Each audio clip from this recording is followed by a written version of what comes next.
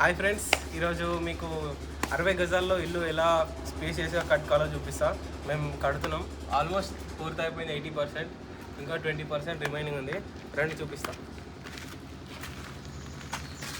First వచ్చేసి మనకి ఇది మన లింగంపల్లిలో తీసుకున్నాం. ఇది టేక్ మొత్తం మంచి తలుపు. ఇది తర్వాత వెంటిలేటర్ కూడా పైన పెద్దగా తీసుకున్నాం. వెంటిలేషన్ ఉండాలి కదా మనకి, దానికోసమే చాలా ప్రయారిటీ ఇవ్వాలి. వెంటిలేషన్ కోసం లోపలికి వచ్చేసారంటే మీరు ఫస్ట్ లెఫ్ట్ సైడ్లో చిన్నగా ఇక్కడ వాష్ ఏరియా ఉంది.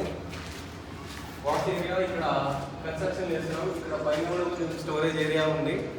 అక్కడ వచ్చేసి మనకి వాష్రూమ్ వచ్చేసరి కొంచెం స్పేషియస్గా ఉండేలా దీన్ని డిజైన్ చేసినాం. వాష్ ఏరియాకి మనకు అంత స్పేస్ అవసరం లేదు కాబట్టి కొంచెం దీన్ని తక్కువ చేసి వాష్రూమ్కి పెద్దగా చేసుకున్నాం.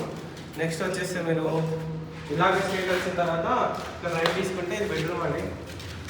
బెడ్రూమ్లో కొంచెం మనకి వెంటిలేషన్ ఉండాలి కాబట్టి మన విండోస్ కూడా పెద్దగా పెట్టుకున్నాం. సేమ్ ఇటు అటు. ఇటేమో నెక్స్ట్ తలుపు ఉంది, దాని తర్వాత మెట్లు ఉన్నాయి. అటు చూసుకుంటే మనకు హాల్ విధాల్లో స్పేషియస్గా రావాలంటే మనం బెడ్రూమ్ కొంచెం చిన్నగా చేసుకోవాలి. మరీ అంత చిన్న ఏం లేదు. సేమ్ మనం వెంటిలేషన్ ప్రయారిటీ కాబట్టి వెంటిలేషన్ కూడా పెద్ద తీసుకున్నాం. యాజ్ ఈజ్ ఇక్కడ ఒక తలుపు చేసినాం, ఆ రూమ్కి కనెక్టెడ్ ఉంటుంది. తర్వాత ఇక్కడ వచ్చేసి కిచెన్. అందరూ చిన్నగా పెట్టుకుంటారు కానీ ఈ విండో అనేది పెద్దగా ఉండాలి, ఎందుకంటే కిచెన్ కాబట్టి కొంచెం విండో పెద్దగా ఉంటే వెంటిలేషన్ బాగుంటుంది. నెక్స్ట్ ఇక్కడ ఒక విండో వచ్చేసింది, అది వెళ్దామండి. ఈ బిల్డింగ్ పైన ఎలా ఉందో స్పేషియస్ చూపిస్తాం.